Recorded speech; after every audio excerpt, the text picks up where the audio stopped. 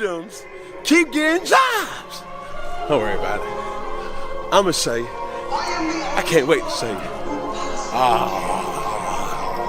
I love it. I love it. Go.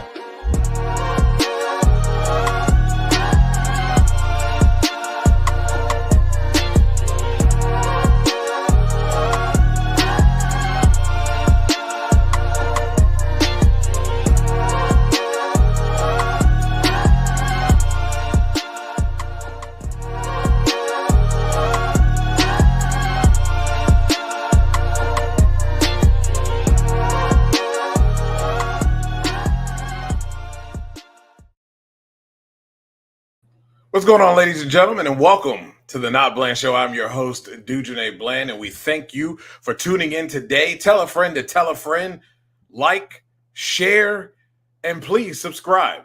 We've had several new subscribers. Welcome to the NotBland Show. Welcome to the NotBland family. We had Scott in here early, brother. He was commenting at 10:57 a.m. this morning, ready for this show. Scott, we appreciate you very much. Memphis Lonnie, always in here, ready to throw out his questions, his thoughts, his feelings on drag racing. And of course, you know, we're powered by Sports Journey and Everything Nitro. Well, I should say we're brought to you by them. We are powered by Drag Race Bracket Bonanza. If you want to get in on the business, it's time to do that right now. We will be running the ticker here just after our commercials and after we bring in our guests. John Randell of Randell Racing, you've seen him, you've known him, you'll recognize him. And he's another one that tells it like it is. That's why he's on the show.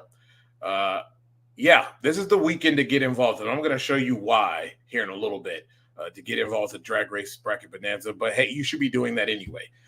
It is time for those who may not be interested in drag racing, don't know anything about it, to get involved. You win free prizes, and you don't really need to know anything about drag racing. You just need to know how to pick a bracket. So after the break, we'll bring in John. Drag racing fans, check out Drag Race Bracket Bonanza. It's the free, family-friendly fantasy bracket game. Now, after final qualifying at every national event, you can fill out your bracket for all the pro classes. It's free, easy to click on your picks. If you need some help, just hit the randomizer button to fill in the blanks. It's for fun, stay engaged, and pick your winners today.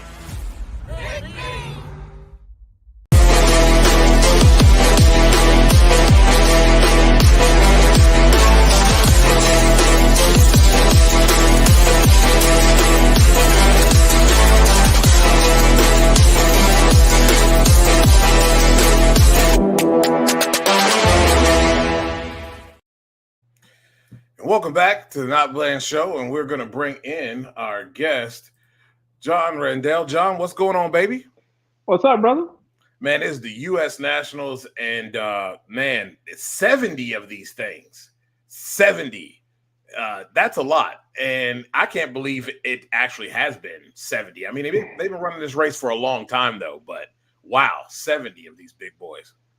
Yeah, my dad next year, he'll be 80, so you know, right now he's 79, so he's a lot older than U.S. Nationals. But you know, I know with him growing up in the sport, being around the sport the last 60 years, you know, he's already going to mention, you know, drivers from back in the 60s that, you know, most drivers today never heard of. Right. Yeah, absolutely insane. And it's going to be huge. The competition in this thing is going to be great. I don't think of a time here where we're coming into a race like this where the competition has been so stout all season. I mean, really 1 through 16 has a shot at getting a win, or possibly, you know, not just a round win, but possibly winning the race. I don't know if there's ever been a time that we've had this type of ability to have this quality of racing. No, and I mean, just over the past weekend, they had a heritage race in Woodward, Oregon, and the Nostalgia Funny Car class. I mean, it's an 8-car field, and I mean, the number 8 qualifier was running a 569, and your fastest was a 560. So with the big show cars now, it's a stellar. It's one of those, anybody can win it. This is the U.S. Nationals. This is those who are looking to game the countdown, and these are, it's time to put up or shut up. Like, it's your time of testing all season now comes to, this. This is whether you're going to make it or break it. Yeah, and I talked to Sean Langdon a couple shows ago, and that's what he talked about. Even well before, I believe, the Northwest Nationals, that basically testing was coming short, and Brainerd really wasn't a time to test. You should have been already ready for that, and they felt that they were pretty prepared in doing that. But you're right that if you hadn't done what you needed to do beforehand, then you're basically behind the 8 ball, and likely will struggle this weekend because everybody else is going to come in here with trying to swing the bats for home runs. Exactly, and you gotta look for those balls to swing for the home runs, because if you got the power for it, you're gonna be knocking out of the park.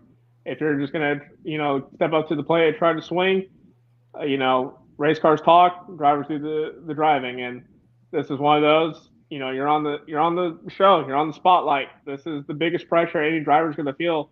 I know racing the U.S. Nationals for me is a goal of mine. I haven't yet to race it, but that's soon. Well, it's either going to be the front engine car or the Supercom car. It's one of those two, but it's the biggest race you can do. So if these drivers and crews want to step up, this is where it's at. Yeah. Tony called it the Super Bowl of racing on the Pat McAfee show. And they debuted these babies right here. Kind of U.S. National-esque, right? Kind of looks like the logo a little bit.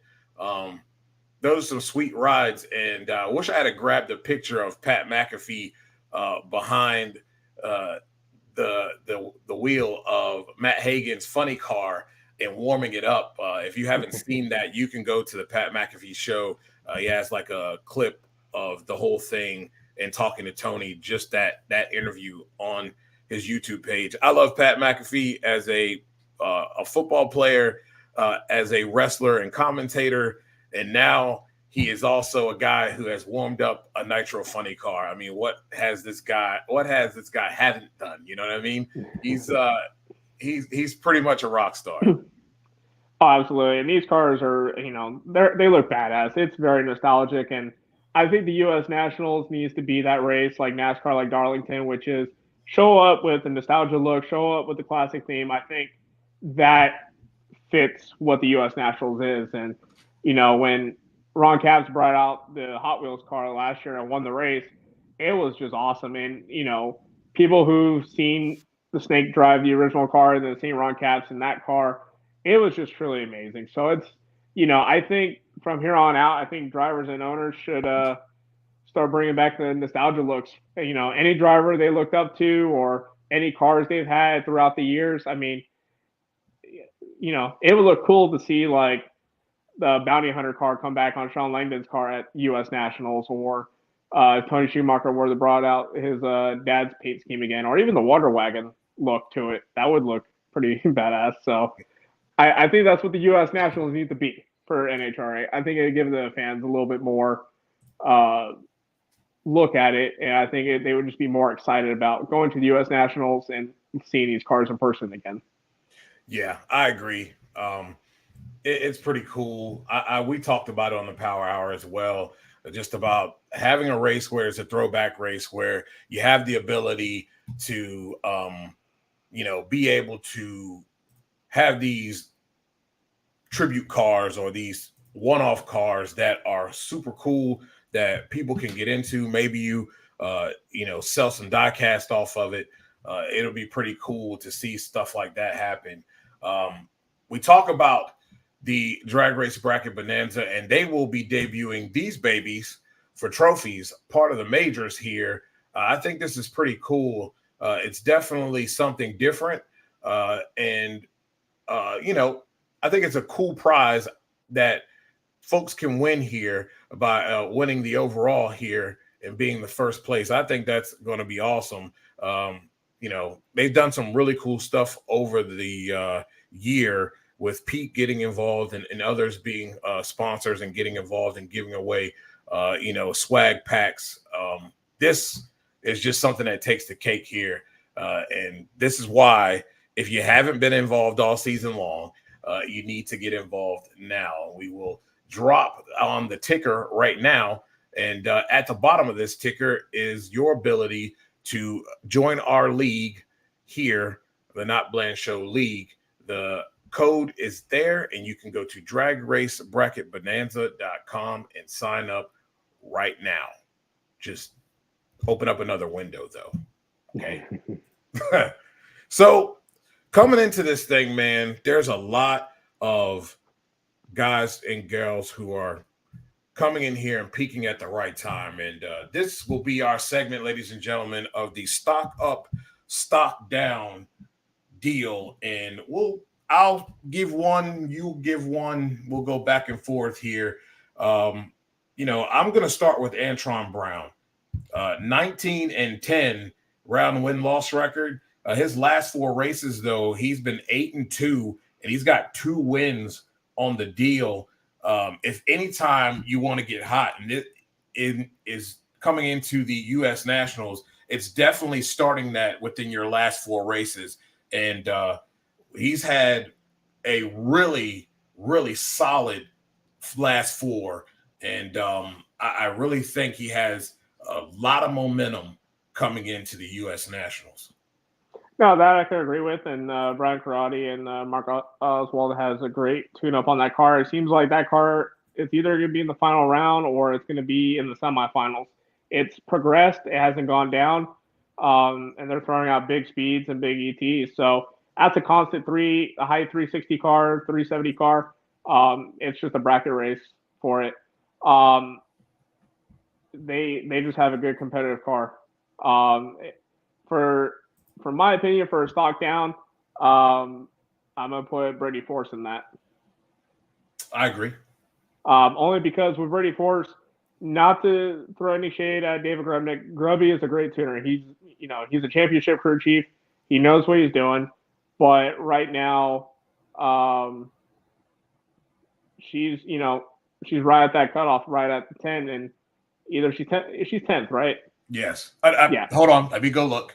And look who's in the comments, guys. Who's in the comments.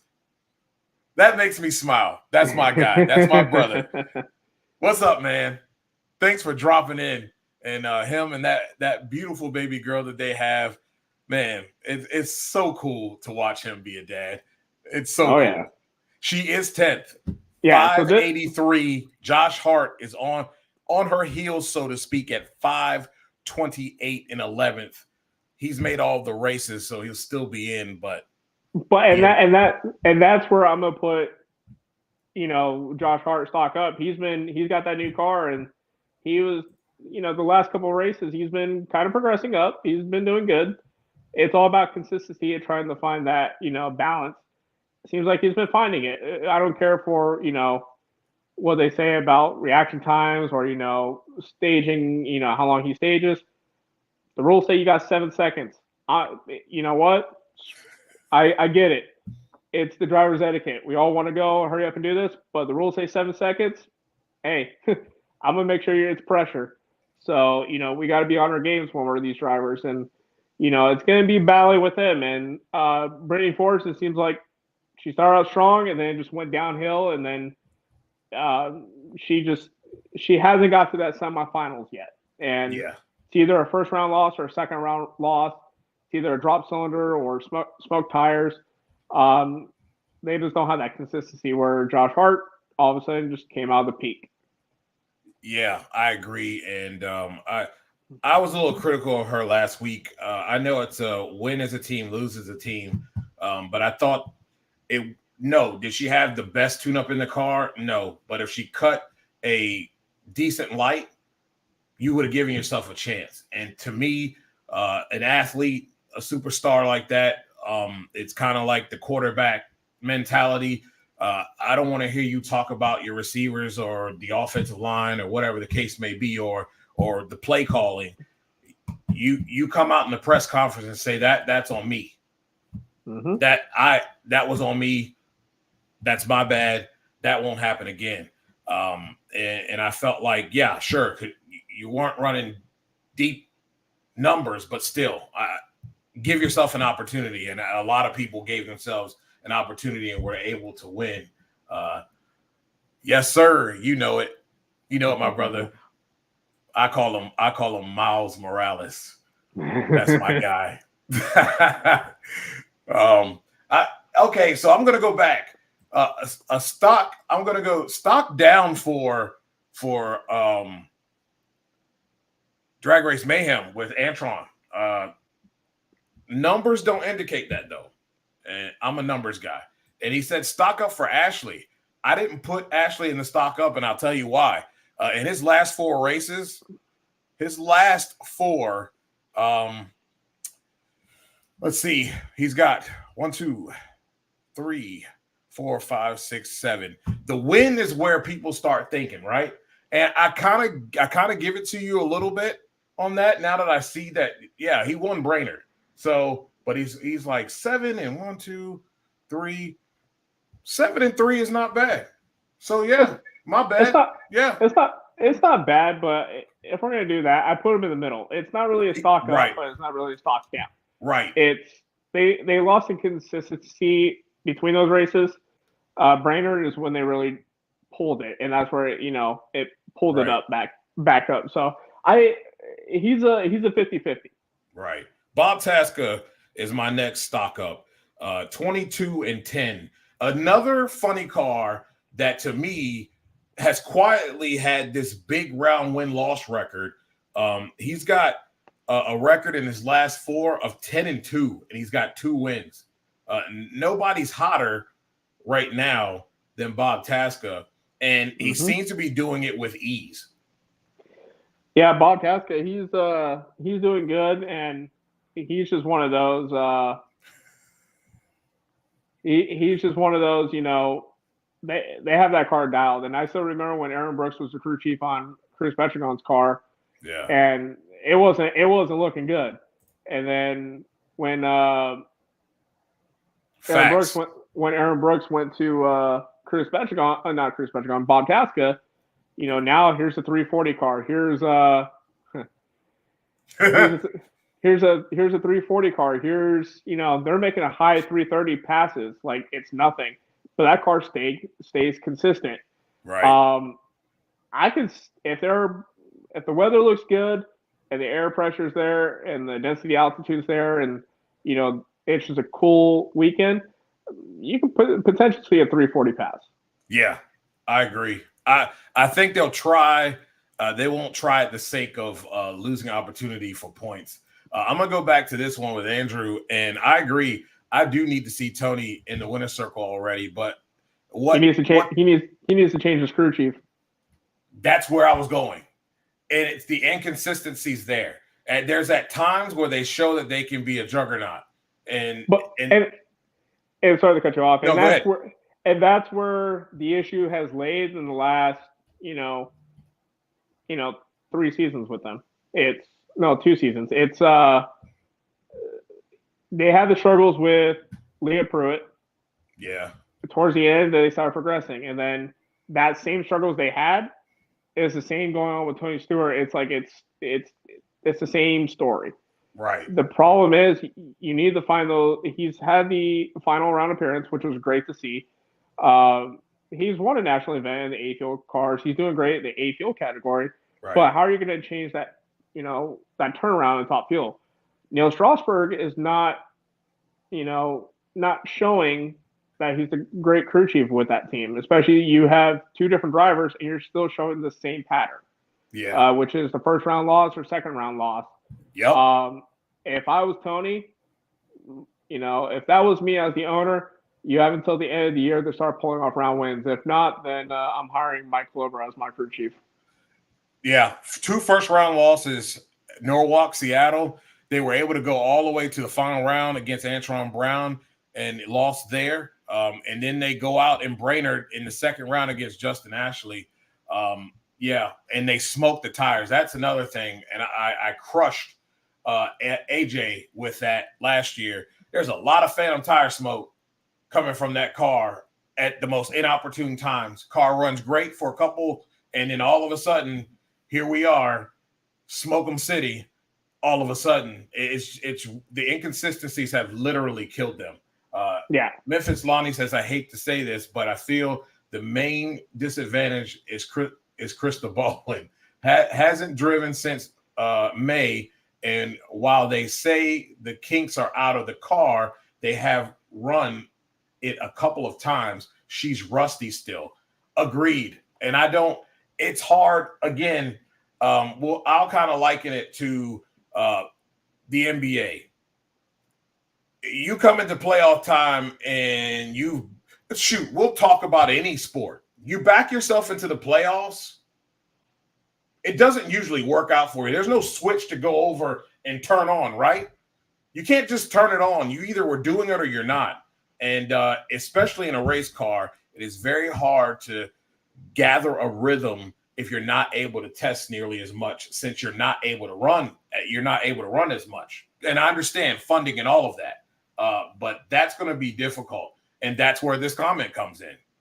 I mean, and I can see that. And I know some people with, in the poly hospitality and what they're doing.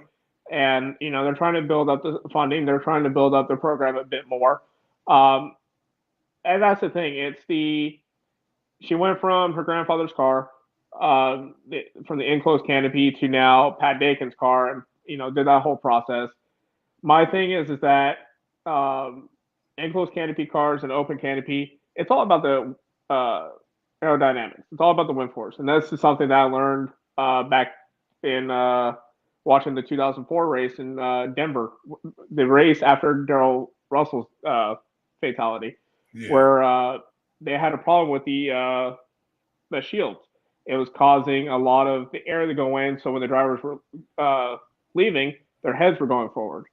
So there's a lot of aerodynamics that go to it. But I think it's the lack of funding. It's the lack of, time testing. I think once they find the consistency, she probably would be doing good. She's just out there having fun. And that's all that matters. As long as you're having fun, you're having fun. There's some drivers, and who, but I'm not going to mention any names, that take the sport for granted. That just takes the sport for, just a show. Like, yes, drag racing is a show. We entertain everybody. We either entertain ourselves because we're driving fast, or we're entertaining fans because we're driving fast. But it's one of those, some people would take this for granted, thinking I can hop in a car, I'm a natural, everything is fine. That's how you crash a couple cars. Right. And that ruins the bad name. But Chris's case, she is very, she's trying to learn her ways. She's doing things. She came from the Nostalgia series. She worked her way up to the A-Fuel cars. She never had really the best equipment, but she knows how to drive. Yeah. If she gets the right equipment and the right seat time and the right things, give her some time. I don't think the Pat Taken car is bad. I actually think it's a really good car. No, it's a good car. That's for sure. And obviously, there's some things where you've got a Spencer Massey driving the car, and then you have her driving the car. So there's two different bodies in that car. That makes a little bit of a difference as far as weight goes. So I get that. I'm going to address Drag Race Mayhem's deal with Antron, and I get it. You have a good point there. It does, especially when the conditions are good, it does take 360s to get it, and they haven't really shown the consistency to get that low. But you know what? When we thought that 360s needed to be gotten in eliminations, it just hasn't really come to fruition. And the people who can run it usually give up the ghost at about 60 feet, 330 feet. They start wisping the tires. It's just the variations in conditions, but I do agree we will start to get into cooler months, and that will be of grave importance. Andrew makes a good point too. Aaron Brooks he was blowing a lot of stuff up over there with Cruz Pedregon, and now he seemed to got this thing going, and they have the ability to just flip the switch when they want to, and they're putting up 338 miles an hour like it's 330. So, like nothing. Yeah. Yeah. Well, and that's like last year when I say, Tommy DeLago coming in as Justin Ashley's crew, working with Mike Green. Tommy DeLago hadn't worked on a top fuel car in a while. It was always with funny cars. So it was a concerning factor. Right. But it seems like him and Mike Green have that car down. That car is still stellar. It's, when it performs, it performs. And it does. Right now, watching the races from Seattle and watching Brainerd and even Sonoma, it's a hit or miss. So it's one of those, when that car performs, it performs, and you better be on your game. Yeah. And I agree with Andrew here. I've said the same thing about Tony as I do about Steve Torrance.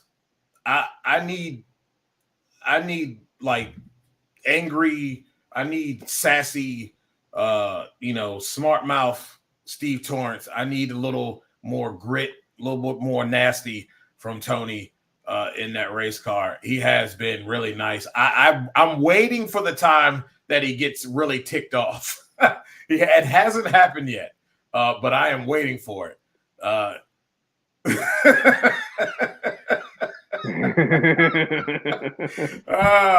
love it.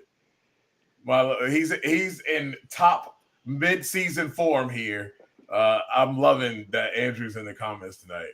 Absolutely fantastic. Drag Race Mayhem says Leah was one run away from a championship, though I don't think that's fair on Neil. I mean, here we go. And I'm going to say it. We say this a lot on this show.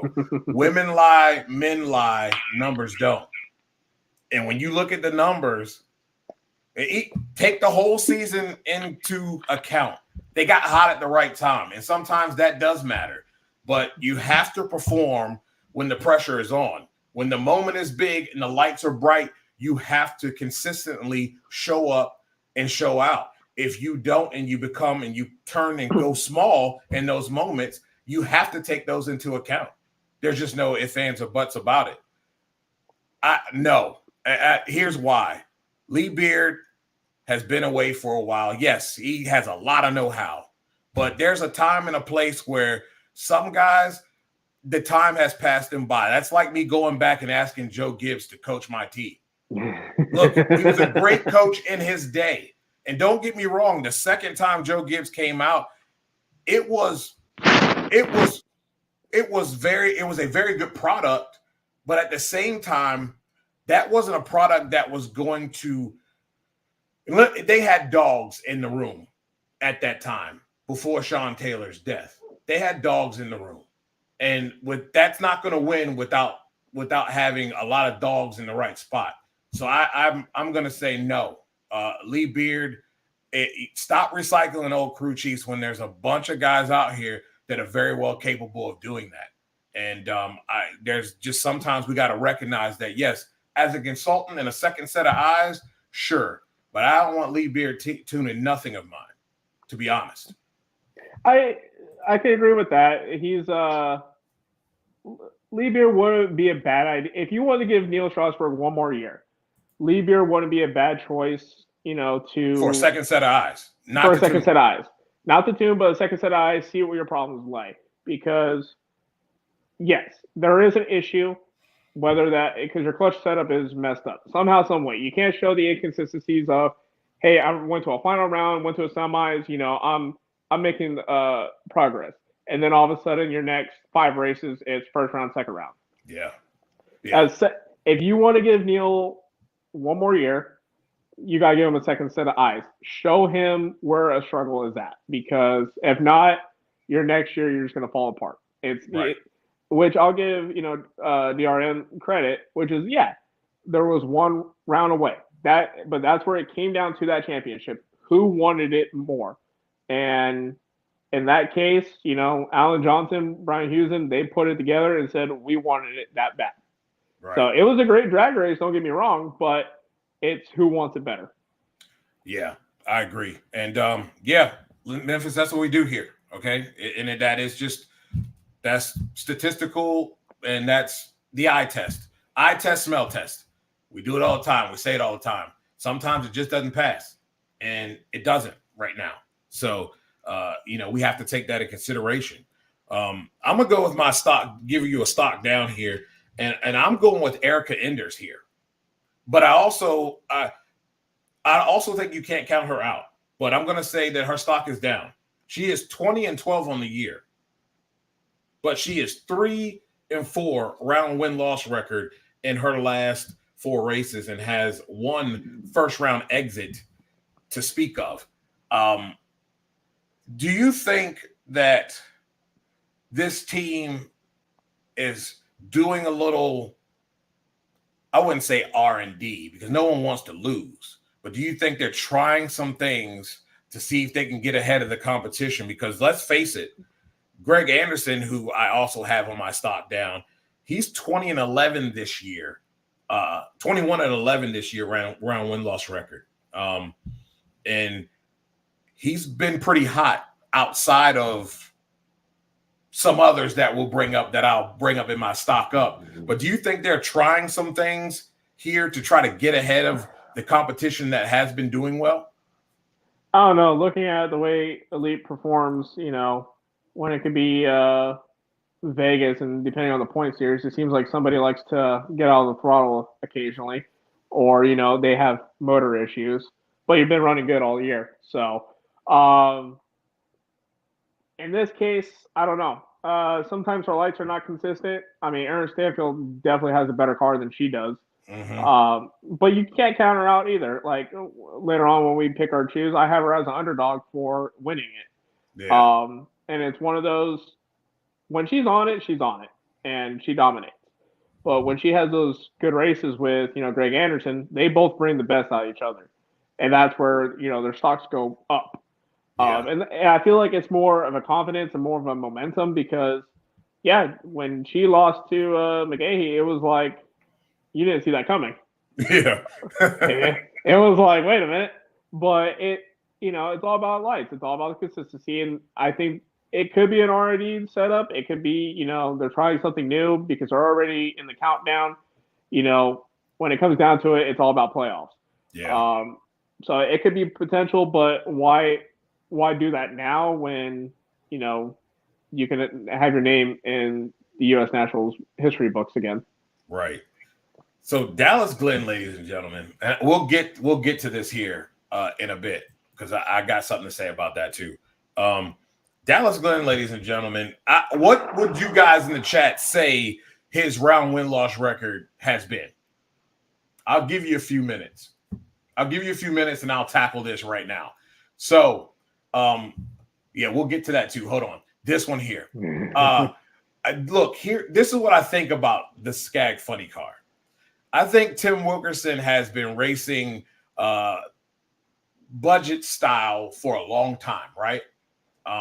Doesn't want to hurt parts. They didn't have a lot of parts, when he was running his own operation. So, and not saying they didn't have good parts. They just don't have like this big budget to where they can go and afford to blow stuff up 2 times a race or even in succession races.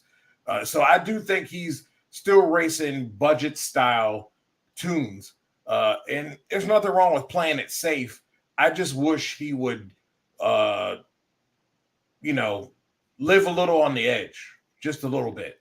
Because I think the car is capable. And there's no doubt that Daniel Wilkerson is good enough to drive this race car. That's not an issue. I think there's a fine line, and they're trying to do both, and sometimes you can't do both when it comes down to turning on win lights. Sometimes you gotta live on the edge. And that's where I'm going to kind of put it too, where it's Tim was always used to driving the car and tuning the car, so it's just it's the seat behind the driver. He's driving with driving within the seat, so he knows what's happening. And Daniel Wilkerson, he's also a crew chief too, so he knows what's doing it, and he has plenty of experience behind the car. I just think, They have a little bit more money now, so they have a bigger budget. So if they want to blow something up, they can. But I think they're still trying to find the fact of how can we save parts. So if we're, if we want to push it, we can. But, how do we confine it? Because it's all about consistency. You got to be consistent. Right. And if you're not, if you're not consistent, you're not consistent. And then, but Daniel Wilkerson shows some squirts too because he's made a couple final rounds. He's done some. He's made a lot of semifinal rounds too. He's up there, but he's got to pull the trigger on something. Yep. So Dallas Glenn, number 34-10 round win-loss record. I thought that was a quiet 34-10. Like, if you're the casual fan, I don't think you would have thought that Dallas had that many round wins in his up to this point here, last race of the regular season. His last 4, he's 11-3, 1 win, 2 runner-ups. Guy's been pretty hot coming into the U.S. Nationals. Hotter than some of the other competitors that were hot before this last 4. Dallas has got a real shot to be able to win this thing, but he's also got a real shot at contending for this championship. No, I agree. And Dallas Glenn is just your natural. He's a sportsman guy like all of us, and he was with KB, for the longest time, and just behind the scenes.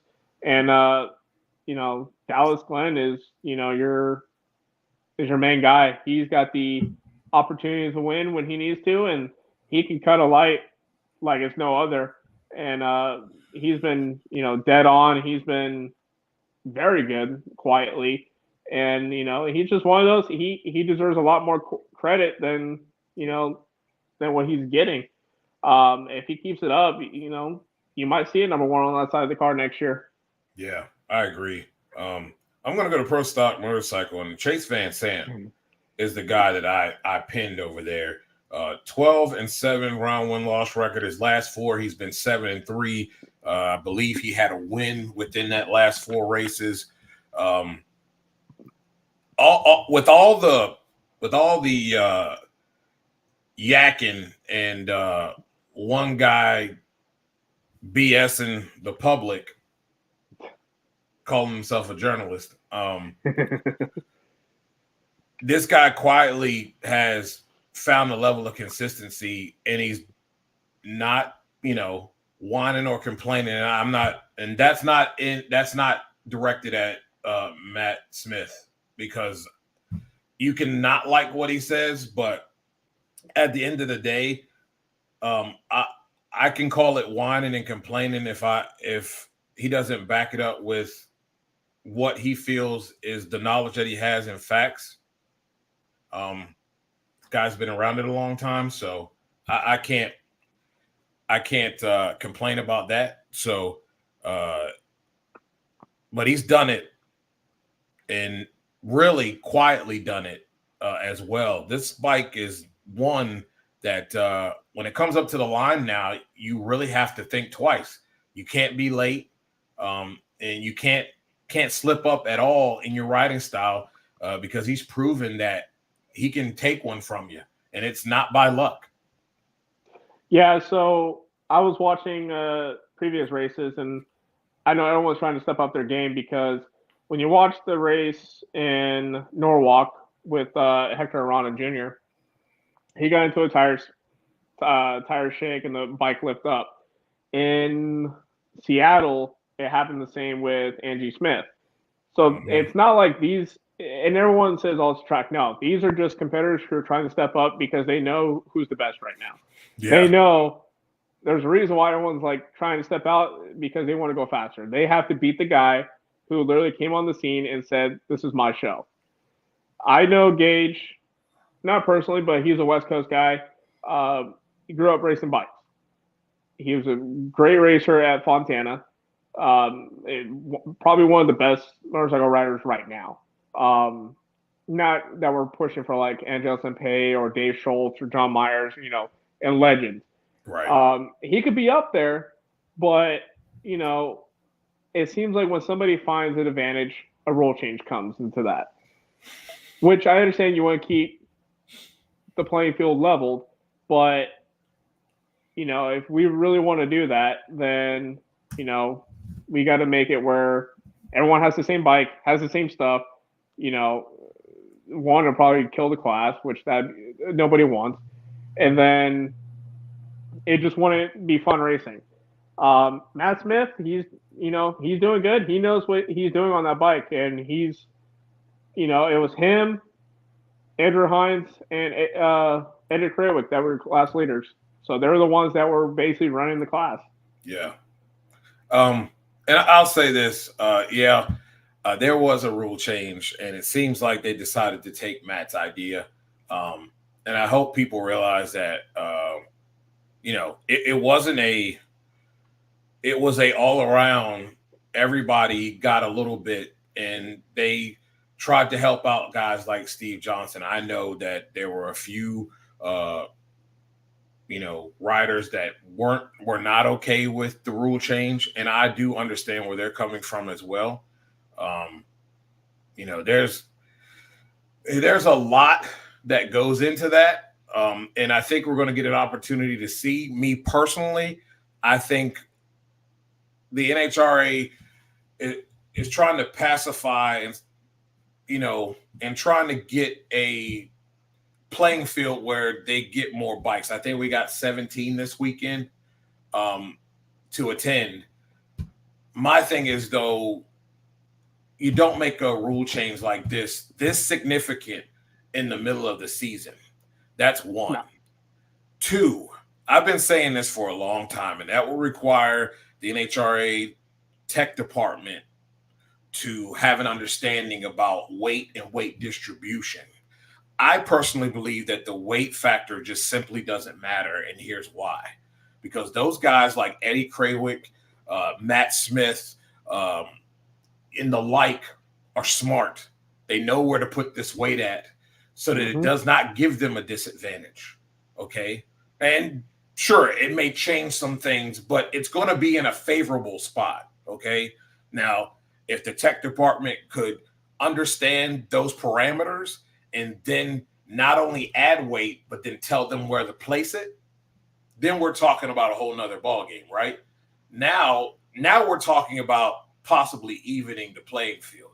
I do think the weight deal helps a guy like Steve Johnson, because the other change they had made about bringing guys like Hector Arana and them trying to giving them a weight break, they couldn't get any lighter than what they were. There was no way they were getting to that weight, and Matt made that pretty clear. It'll be interesting to see this weekend how it all pans out. Does it make a difference? Does it not make a difference? I know Matt felt like that the guys at Vance and Hines were sandbagging. I don't think they were sandbagging. I think they were seeing that Matt is gaining, and I think they're trying to stay ahead of that game, because it's all about winning a championship at the end of the day. So I don't think they were sandbagging. I think they were trying things. So I'll put it into perspective on our end. So for me, racing in the Nostalgia Series and Lucas Oil Series, Nostalgia Series and Junior Field, which is basically still a comp eliminator, but just, instead of racing pro mods and pro stocks, we're actually racing frontage and dragsters. So we're keeping it nostalgia. The thing is, it's all about weight to cubic inch. My car is definitely heavy, but, we're trying to make some things to make it go faster. We found out what caused our motor to break, which we're getting our rods and pistons. They're already done. We just got to pay the other half, and then we're building. When you have cars going 690s, 680s, and comp or Nostalgia Series, you're trying to find a way to improvise. You're trying to find a way, how can I get my car to make more power than what it can really do? It's all about budget. It's all about things. But those people who are dominating and those who, have their combination, they're leaving it.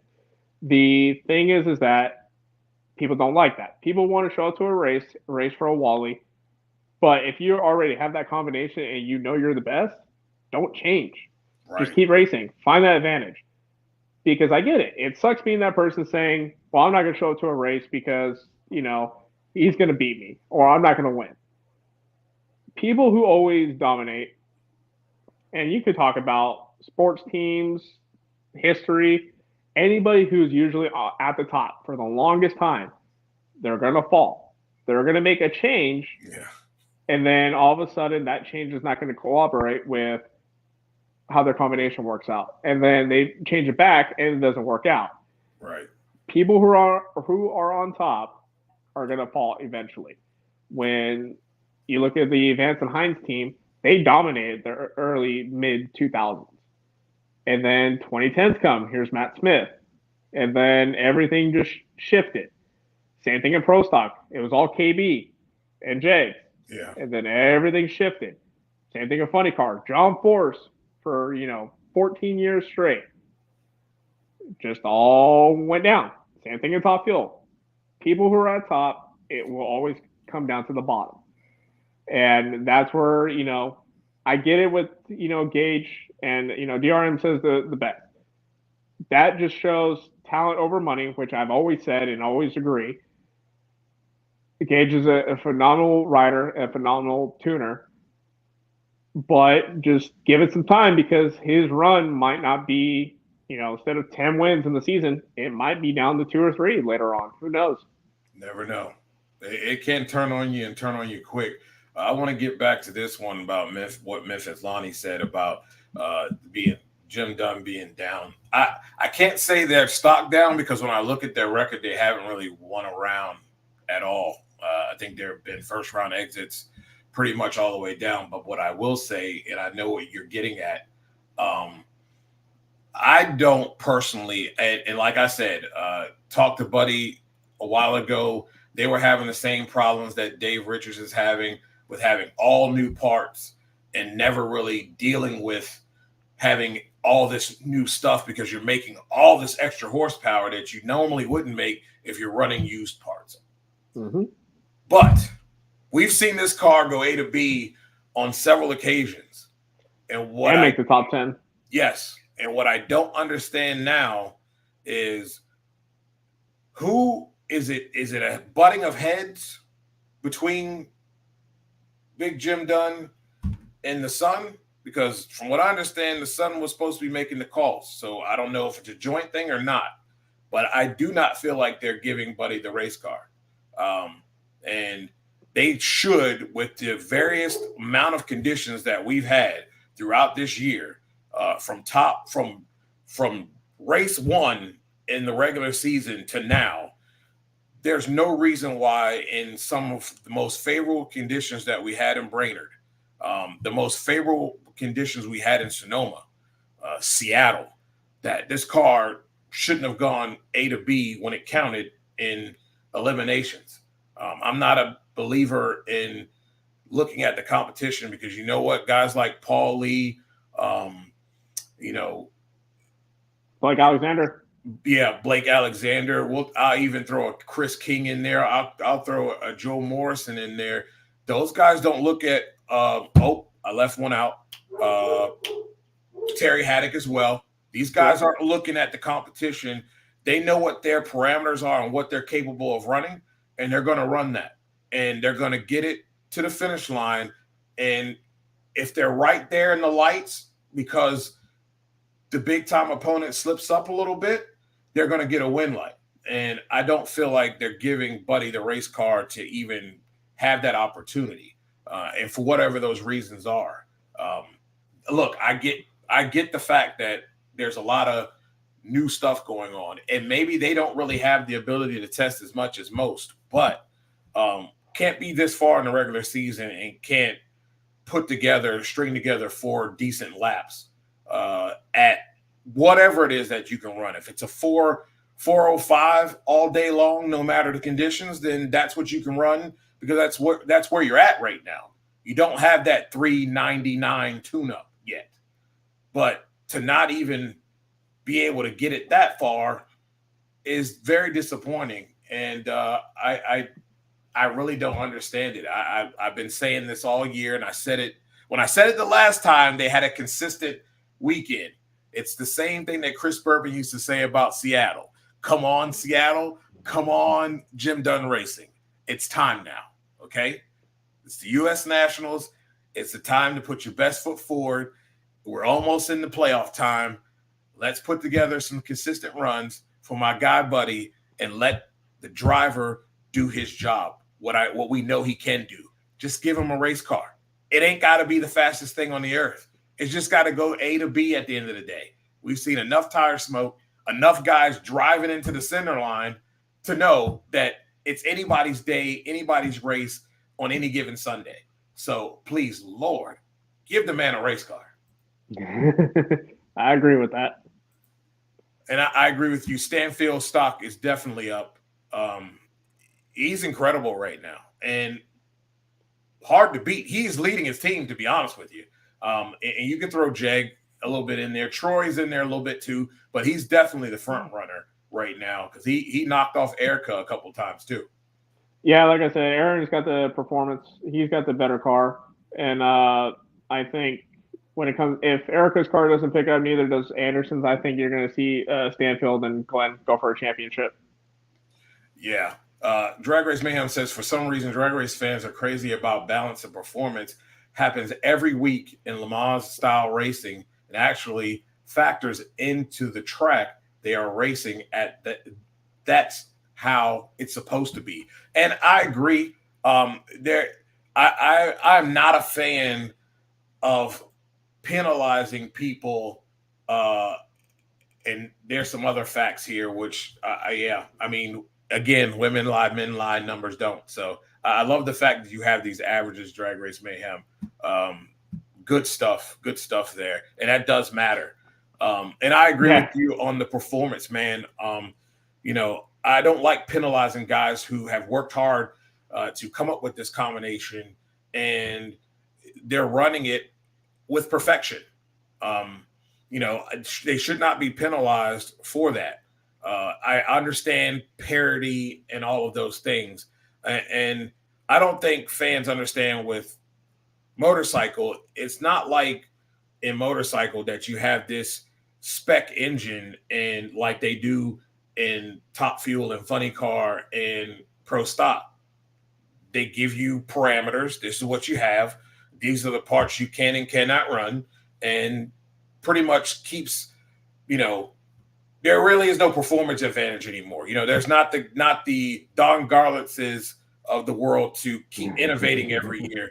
They stopped that because it was driving the price of racing up. And if you didn't have the money, well, you were getting your butt spanked every week. Pro Stock motorcycle isn't like that. Like there's variations of combinations that are out there. And it's very hard to say, okay, we're going to do this particular motor and everybody's going to run this because everybody doesn't run the same. I mean, they actually have a Kawasaki. They actually have a Kawasaki spec as well. You just don't see people running those. You don't see people running them because they don't have the money to do the R&D to get it up to speed with your Suzukis and your V-twins, etc. So that's why you see a lot of Buells. That's why you see a lot of V-twins. That's why you see the Suzukis being dominant because it just don't have the money to go and say, oh, I'm going to start a whole new program here. Kawasaki probably be willing to throw money at it and even sponsor it. But it's the fact that you likely would not, the first year, you might as well just throw it all away because you're not going to compete. And who's to say you're going to compete in the next year? Because all those guys running in all those other manufacturers have a long standing head start than you do. So that's why we don't see those very much. I'm going to ask you about who you think has an opportunity to win on Sunday or Monday, I should say, at the U.S. Nationals. So Top Fuel, I picked my 4 drivers and I have an underdog, and that's basically for every class. Motorcycles, I'm not up to speed with motorcycles, only because it seems like it's a Gay Herrera show. Yeah. I know the shade out of him. He's a great rider. But for Top Fuel, my 4 is going to be Coletta, Langdon. I I know I just sent you the text. Coletta Langdon. You had Torrance, and then I believe I said Brown. Yeah, Antoine Brown. And then my underdog was Clay Millican. Clay Millican's been showing some good speed. He's been running consistent. The car, even though the car falls off and they had some struggles, when it shows, it shows. You could throw Justin Ashley in the mix too as an underdog. I think if that car is dead on, it's going to be dangerous. I would put Tony Schumacher in that mix, but that car has not been performing as well like it should. Coletta and Langdon just have it on. They've been doing great. Torrance seems like he's been in that mix. They're trying to find the right balance. And same thing with Brown. And I think it's any person game to win. Yeah, I agree. I like your picks there. I would throw in Tony Stewart as my underdog. We understand the parameters of the inconsistencies of the crew chief and him giving him a race car for 4 rounds. At some point, though, you can't get close and smell it and not actually win. I think there's a possibility that they can do that. You know, this is the same team that got hot at the right time with Leah in the car, and they had an opportunity to win a championship with the last race to go. So I'm going to go with what history showed in previous year, and I'm going to say that he's my underdog. I like your other picks, though, in that. In Funny Car, you had Proc, Hagan, Todd, Tasca, and you had Caps as your underdog. And you know what? And since I see Caleb in the comment too, Cruz Petchcon, he showed some numbers. Like it showed his numbers from when he was in that championship run. I think if they can show it, I think he could be up there. He was doing really good the last race. Not sure why the car drove right though. That was the most weirdest thing ever. I don't know if Caleb got any information on that, but that was weird. That was very weird and uncharacteristic of a Cruz Pedregon car. It could be a drop cylinder. It could be something, but he was running some best times, and he could be an underdog. He's quietly there, and usually that's when the dangerous acts happen. Is when those people who are quiet, they sneak up and they'll get you. Mm-hmm. Yep. People might say Jack Beckman, which I could agree, but we had to put in the factors of, Jack Beckman hasn't been in the car in 4 years. Brainerd was his first. No, the Night of Fire was his first really race. Brainerd was his first race back. The thing is, it's all you gotta get that seat time back. You gotta get that feeling back. Not saying that he won't have it, but it's I think he could be there. Yeah. I like Proc and Tasca. I'm still going to throw in Jack. I think the car if he just cuts the light, he's going to get saved by the car every time. The rust is there, but he's going to get saved by that car every time because it's just that darn good. And I believe in those guys, Danny Hood and Tim Fabrizi over there. I believe in those guys tuning it. I think it's going to be those two with Tasca. I do like Caps, but I'm going to throw Blake Alexander in there. And my actual underdog, I'm going to go with Daniel Wilkerson. I can agree with that. They can do it. I really think they can do it. And my honorable mention for that would be J.R. Todd. They've been through a lot. They've been through the highs of highs and the lowest of lows. And they still seem to be running quite well here. J.R. Todd has a 22-12 win-loss record. In his last 4 races, he's 6-4, and he has 2 semifinal round wins coming into the U.S. Nationals. So I really like that there. My biggest disappointment. And another one that I want to say, come on, is Alexis DeJoria. Yeah. 1 week it's the car, and the next week it's her. The car's there and she's not. And then the car's not there and she is. It's so weird. They haven't been on the same page yet consistently. And the car has shown that they're capable of running numbers easily. It just hasn't been a pattern of, kind of, what do we call it? Come in and it's basically just like chopping wood. You just rinse and repeat type deal. They cannot rinse and repeat. And that car is a good car too. I know Jeff Wren, he tested it in Bakersfield, and they were trying to shake some gremlins and do some things. And I know Dell wanted to make it better. He was trying to chase it down. But yeah, you're right. It's either the car or it's her reaction time. And in this sport, you're not going to win on a one something light. And there's a few drivers that I've watched. A one light is their consistent light. Like, you need to step it up. If not, then if you need another driver, I'm available because I can cut a light better than a lot of people can. And I'll send out my resume. He's got the receipts. I got the receipts, got the resume, and I got the championship trophy to prove it. It's that's just basically where it's going to be. It's you're not going to win on the one light, even if you have a great car. If that person has 400th advantage on you. Yeah. See ya. Yep.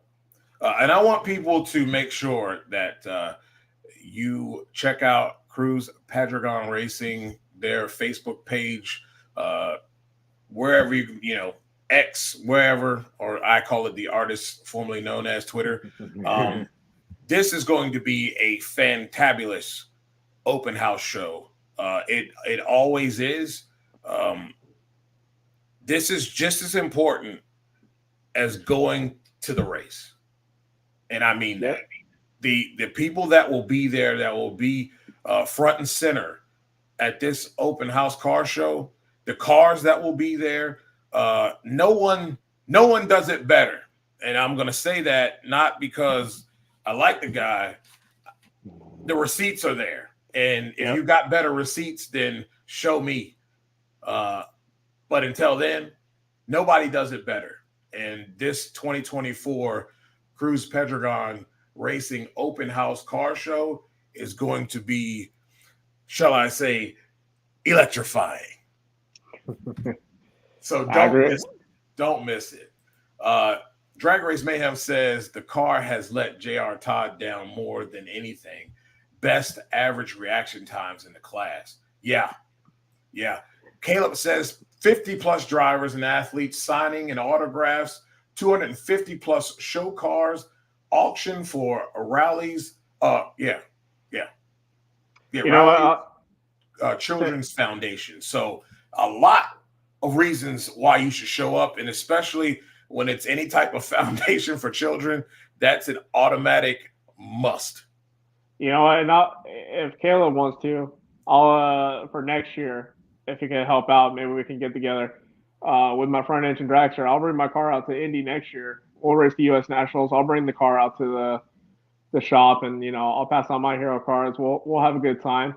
We'll see if we can win a U.S. National trophy. That would be cool. Again, 50 plus drivers and athletes signing autographs, 250 plus cars. And of course, they're doing an auction for a children's foundation that you need to be there for. So let's do it. All right. That's great. I'm glad you brought that up because I don't have those numbers. There's 61 comp cars alone. There's 20 top fuelers. There's 19 funny cars. There's 22 pro stockers. And we actually have a bump spot for pro stock motorcycle. There is 17, unless I miscounted. So the comp car, I got the same pamphlet as every comp racer. Roger Brogdon puts up a lot of money for this race and for comp preliminary racers who wins it, and it's a lot of money, trust me. But for my car to be competitive, I at least got to be in the 670s, 680s, and I mean we're hoping for the nostalgia series to be 17s or at least 720s. That's where I'll be happy just on Right. my budget. But that's the best of the best. You're racing Craig Bourgeois. You're racing Ricky Smith if he brings the Pro Mod out. Ryan Pretty, which I got to see the taillights one time.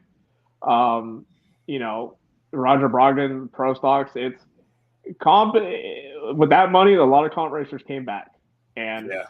you know, Indy is the biggest race of the year. I still remember 20 years ago. 1,000 cars was at every race.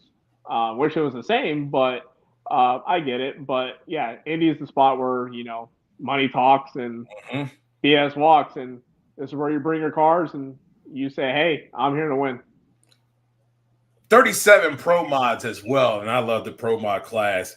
I'm gonna get to your winners in Pro Stock. He has Greg Anderson, Dallas Glenn, Aaron Stanfield, and Jegs, all possible winners. And the underdog is Erica Enders, and I don't think you can. I don't think that's understated. I think she is the underdog coming into this. And to be honest with you, I think this is a good spot for her. I really think that most of this starting line inconsistencies is that Erica wants to be so spot on that sometimes as an athlete, you can get inside your own head and you begin to do more tripping than actually doing because you're overthinking it and you're trying too hard. I think being in this position will be good for her, and where she's coming in at is good for her. She knows she's done this several times. She's not the six-pack champ for no reason. So I think this is a good spot. I think it's a dangerous spot for those who are in the front running position. But I do like your picks. And, like I said, Dallas coming in pretty hot, Aaron Stanfield as well. We know Greg can do it. He's just not been that great here. He's been 2-4 in his last 4 races, round win-loss record, and 3 first-round exits. That's not going to win you nothing. So, I think we should change the Pro Stock segment and basically say who you think is going to win, either KB Titan or Elite Motorsports. That's hard. That's hard with the Quadra boys that have stepped up to the plate. Also, 28 Pro Mods. But the Quadra boys who have stepped up to the plate after coming back, doing a little business and coming back, their cars are pretty stout as well. They can be underdogs too. Yeah, I agree. Memphis Lonnie says he heard 28. Yeah, he corrected that. Yeah. 28 of those things. Either way, 37, 28 doesn't matter. That's a lot of Pro Mods. And I do like Pro Mods as well. My picks would be the same. I think my dark horse is probably Christian or Fernando as my underdog. The way that they've been performing here when they came back, the cars are running real great. It's gonna be fun in Pro Stock. It is a decent alcohol field. I did not get the numbers on that, but last I looked, I think it was last week when I was on the Power Hour. There are good numbers there, and usually are for the U.S. Nationals. Yeah. There's so many other division races during the year that kind of take away from the count. And again, you have to be real here. The treatment of these individuals who race in this class, feeling like they're less than because of how they're treated, doesn't help either. So let's not forget that. Drag Race Mayhem says, still crazy, man. Few years ago, a quarter mile Pro Mod looked dead. It really did, didn't it? Wasn't sure we were going to have this class in the NHRA at all. It really did look dead. It did, and a lot of and when they switched it to where it has to be manual shift, and I think that's when everyone kind of went left, where it's like, no, I'm not doing that. Right. Which it really changed the aspect where now everyone's holding the shifter and they hit a button that's manually shifting it, or they're just banging the gears. I still like Pro Mods. I still think it's great. Yeah. I race one if I had the opportunity. I mean, anything that's got 4 wheels and a motor, let's send it. Exactly. I like your long shot. Eric Latino has been very consistent. I think I can pull up his numbers real quick. He has been one of the greats out there. really putting down some numbers. Let's see, we're in the L's here.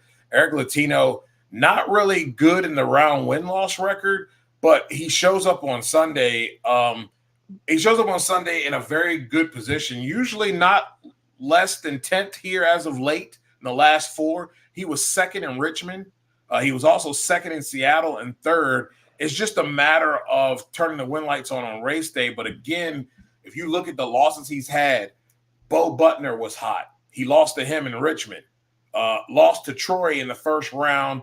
I believe he went red on that one. He lost to Jeg in the second round of Seattle. Corey Reed, who's hotter than hot and is a rookie, looking like he's done this for years, lost to him. He had a really good day in Sonoma, and he lost to Dallas Glenn in the first round. He's had some really tough first draws. Yeah, he's got some tough competitors, but I mean, it doesn't matter if it's pro stock, top fuel, or motorcycles. You can qualify. I don't care where you qualify. It's all about Sunday. Indeed. Well, ladies and gentlemen, we're going to try to get up out of here. We have gone 12 minutes over. I know Lonnie is like, I don't care. I will give you this. This is your Funny Car All-Star call-out shootout. Your number one man is BT3 coming into this thing. You've got Ron Capps. You've got Matt Hagan, Chad Green, JR Todd, the Cruiser, Alexis, and Paul Lee. Out of these 8 here, who do you like? Who do you like? Whose chances do you like to be able to win this thing? This call out here. It's usually anybody's race. And if the conditions are great, all of these cars are capable of throwing down. Oh, I mean, Chad Green's turning the heads. I would love to see Blake Alexander in. I like to see Blake Alexander in. He's having a competitive car. I'd rather see him than Alexis. I love Alexis, don't get me wrong. I've watched her from Super Gas ever since I was a kid. But if we're going to go with it, I'm going to go with the man, Bob Tasca. I think he's got the car to win. Yeah. There's always I'm a cruiser kid, so I'm like McDonald's, like cruiser old, and probably even before that. So I really want to see this guy do well. There's been a lot of hard work that's gone into this team in the off season that I don't think people have realized. They do have a good nucleus, a good young nucleus that I think in the upcoming years, will be able to give him an opportunity to at least win one more championship. They have been able to put together some runs. I know all the other individuals have been more consistent. I'm just going to go for the long shot, and I'm just going to say, hey, this weekend in Indy, after having one of the most epic car shows and open houses ever, that Cruz is going to go some rounds and steal some money from some folks. That's my call. And I'm sticking with it. So like it or not, ladies and gentlemen, like it or not. So that's how you do it. You steal money from people. That's you got to come out. That's a world class. Steal it. Nobody's thinking that. I'm sure nobody's thinking that Cruz could go the distance. So it would be like taking candy from a baby, or just coming in and doing a payday type heist and taking all the money and running. So like I said, his performance picked up. He's coming up quietly, and that's the dangerous factor. So someone who's coming up quietly, those are the ones you want to pay attention to. Yep. Well, man, thank you for being on the show. We're gonna get ready to close this thing out, and man, we'll have you back on soon. Oh yeah. Anybody who wants to follow me on Instagram, Randell Racing.